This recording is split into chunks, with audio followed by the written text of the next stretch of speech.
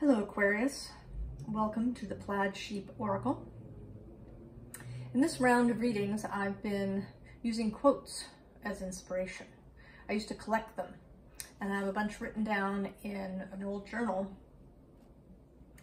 I've been having an interesting time going back and doing a little research on the quotes to make sure that the attribution is correct, to see if there's any extra meaning. Sometimes a sentence has been pulled from a whole paragraph and the paragraph is way more interesting. Although in your case, this hasn't really been true. Appropriate for you, Aquarius, to do things your own way in the list.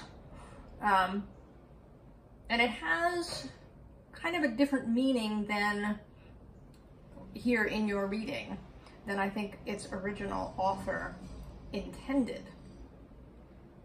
And the meaning repeats many times. You're being very emphatic about this.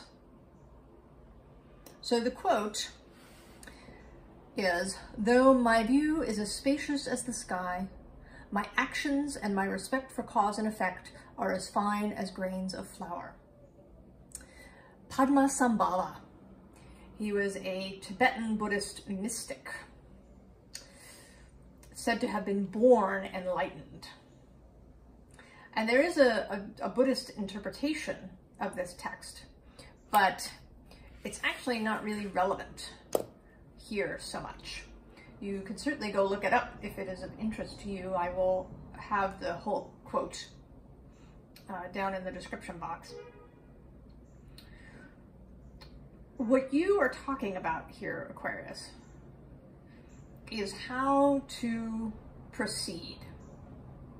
So you've got something you want, you have a goal perhaps, or, and it might be a very particular goal, right? Something very specific, or it could just be a way of life that you're trying to reach. And your advice, or this energy of Aquarius, is the two sides of that. One, to keep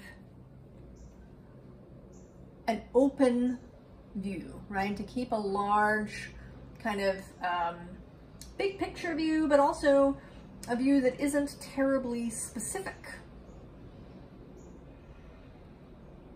Kind of in a big way. And then at the same time, to mind the details. But it's not really about creating a really fleshed out future, right? It's kind of about seeing things perhaps symbolically in a big picture way, of seeing how they line up, of what you can see in the distance. Kind of keep a large focus, but then in your daily life, pay attention to the details. Be mindful of those things that you do on a daily basis. So, repeating again, see the whole panorama. See the big picture lined up how you want it, but not in enormous, right? Not in great detail. But mind the detail of daily life. Keep yourself on the ground. You're here as this bear, right? You're sitting in nature. There's this little bird here. So mind your body.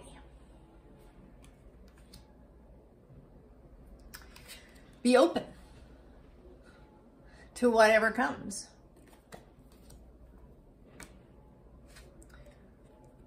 But keep an eye on the details in the daily life. So that, right, this is a very emphatic statement of wanting to hold these two things equally, of wanting to keep the possibilities open for yourself, but to take care of those things that are in your daily existence.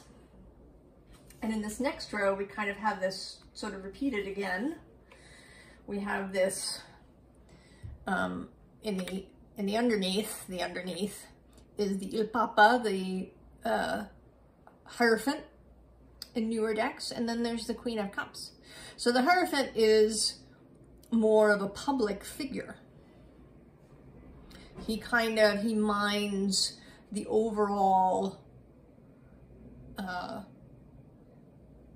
of the big picture, all of the kind of overall rules that happen for a large society.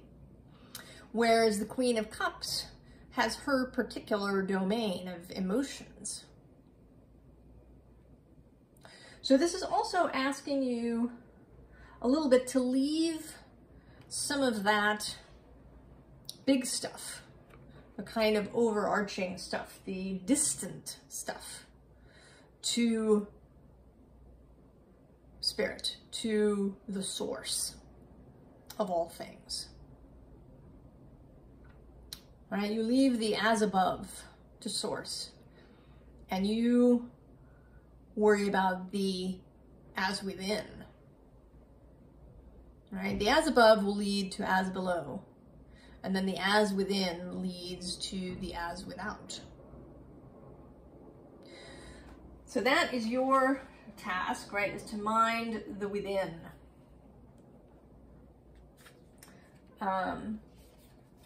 These Italian tarot cards from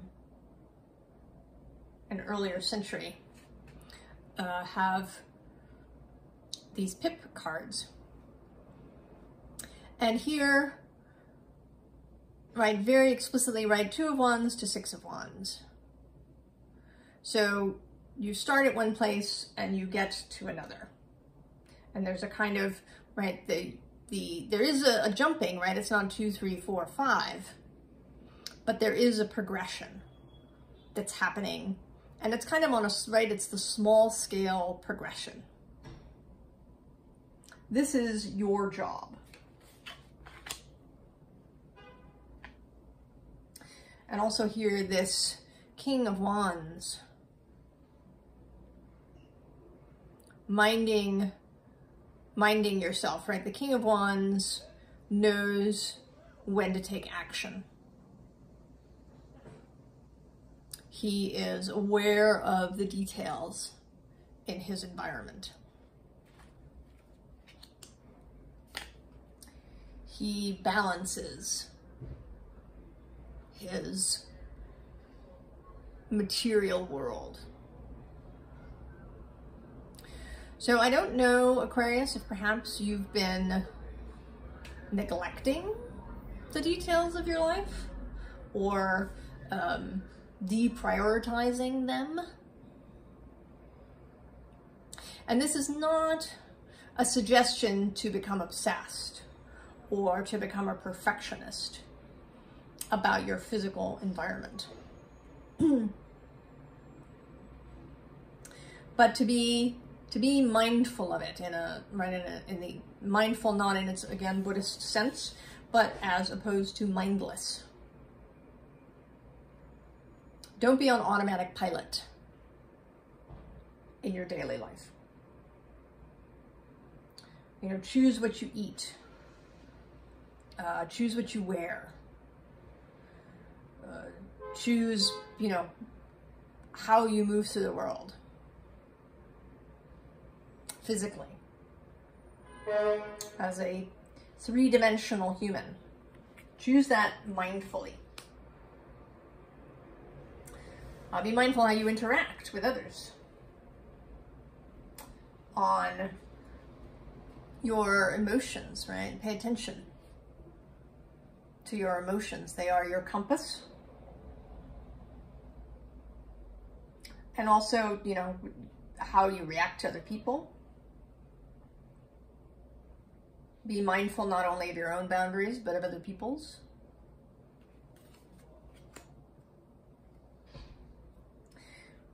what many of us are after, I think, and what may be the current energy. I intend these readings to be timeless, and I feel like I say this every single time. But I can see that the energy of the moment when I do these readings is relevant. We are coming out of this period where we were in lockdown, and many people were pushed by circumstance into a reevaluation of their lives. And that may have been you, Aquarius. It's possible that you've been humming along, and then the pandemic, and that it caused you to reassess what it is that you wanted for yourself, and in fact how you wanted it to be. We arrive in the world, you know, as infants, and then immediately, right out of the gate, the programming begins. Not just how to tie your shoes and how to read and how to use a spoon and a fork, but what is and is not acceptable. What the various shoulds and supposed tos are in our society. And Aquarius, you have a kind of dual energy. Saturn and Aquarius, you're double rulers. You're an air sign, but you're fixed in quality. You're about individualism, but you're also a transpersonal sign. Right before Pisces. So you have these two energies that you sort of need to reconcile in yourself. How to be an individual while being mindful of the community that you live in. How to move into the future while minding the current structure. To be discerning about what to change and what to keep the same.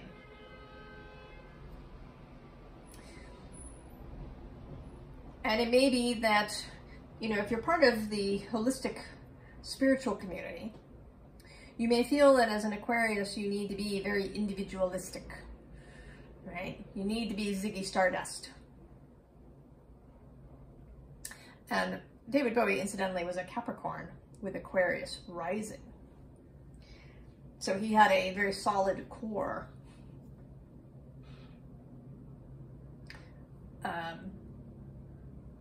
But maybe that's not who you are. Maybe that actually doesn't really interest you. Maybe you're not even really all that interested in futuristic things. Maybe it's real detail that is what interests you. Or maybe your futurism comes out in, you know, writing stories that are fantasies.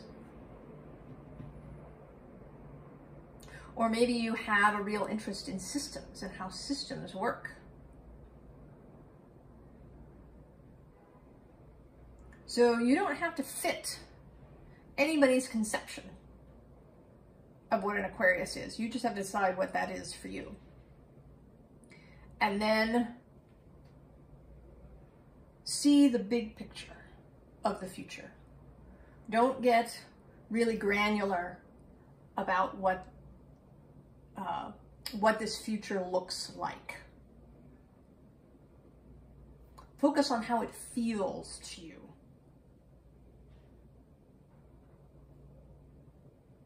Rather than getting involved in all the tiny details of it. Right? I think that we want in the moment, right? We really are craving transformation. And it's here. It is absolutely available. And mind the details.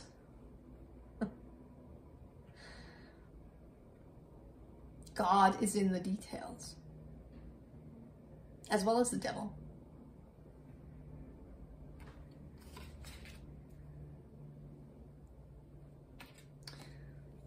There is this truth that is awaiting,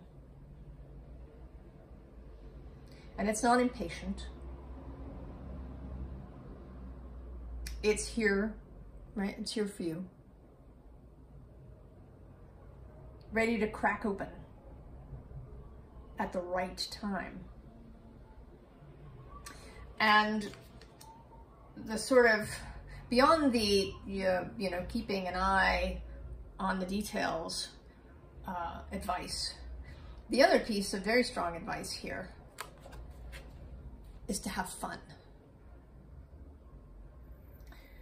So don't become perfectionistic. Don't get all wrapped up in your head in sort of analysis paralysis that can happen if you've got a lot of air going.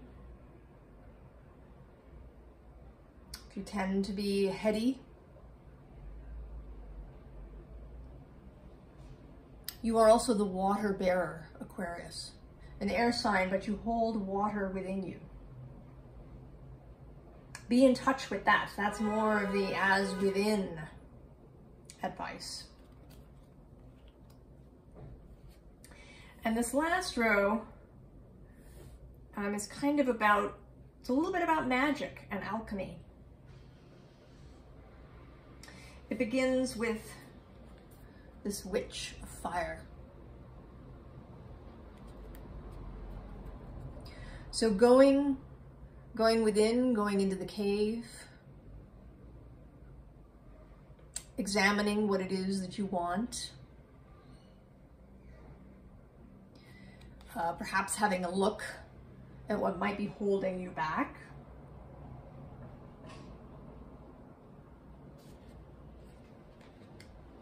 Because there may be many things there. But also don't get, it's another place. Don't go too deeply. Don't get lost in that cave in the underworld. Don't focus only on those things. Here again is sort of minding the detail, right? This is a close-up shot of this fruit. But the 9 of fire is, right, it's almost the end of the fire suit, right? There's only the 10 left to go. This is ripening. Ideas ripening. Opportunities that are ripening. They are right there. And one ahead is this 9 of water, which is also, right, the culmination, reaching, right, this salmon, leaping, getting to its spawning grounds, getting to her spawning grounds, this salmon in this 9 of water. So there is ripening, there is reaching this moment of conception, this moment of spawning. And in between them is this witch of earth. She's very much like a shaman. She represents nature. She represents the body. And in this reading, she also represents those details of everyday life. And she is a representation of that ability to cross from matter into energy, from the visible world to the invisible, from the details of everyday life to the broad view of the future. So she's kind of a combination of minding your daily things, right? Dotting your I's, crossing your T's, doing your laundry, eating, well, and at the same time, doing the energetic work on a bigger scale. So this Six of Air, it can, right, speak of different things, of families. In the deck, the card also talks about some risks, right? There's this fox in the background. But today it really feels like balance, again, of this close-up and this far away view. I feel like I'm repeating myself a lot in this video, but I don't know, maybe you need it. Maybe you're really over-focusing in one place or another. Or you're trying to figure out all the details. I think that's the most likely because, well, frankly, I do that myself. I'm a heady person. I have a lot of imagination and I really like detail. When I daydream, my daydreams often are very detailed in what happens. And sometimes I can get lost, right? Like my mind will think, well, that's not logical. It needs to be X, Y, or Z if it's going to be logical. And that's not the purpose of a daydream, of a vision, right? It's not there to be perfectly logical or all lined up or any of these things. The purpose of the daydream, of the vision, is to create an energetic space. A feeling space. And then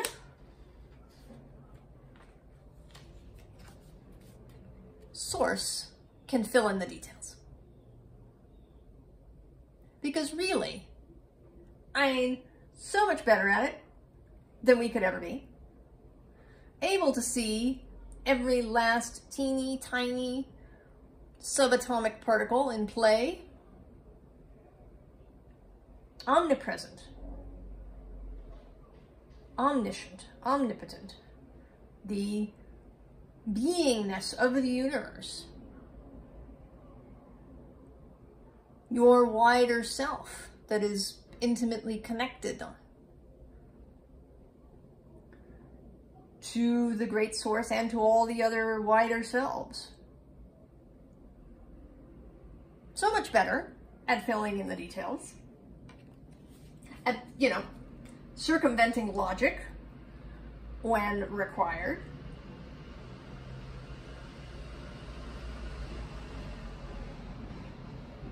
Right? Don't get caught up in that and trying to make it all fit. And the final card here is this Eight of Water, which it's partly about instinct, right? It's the little baby turtles headed instinctively into the water, but it's also about enthusiasm. It's about, you know, doing what your body needs you to do. It's about swimming in your emotional ocean, and about a willingness to head out into the unknown, that gorgeous moon, right? We had an Aquarius full moon not long ago. I don't know if you felt it. I found it quite intense.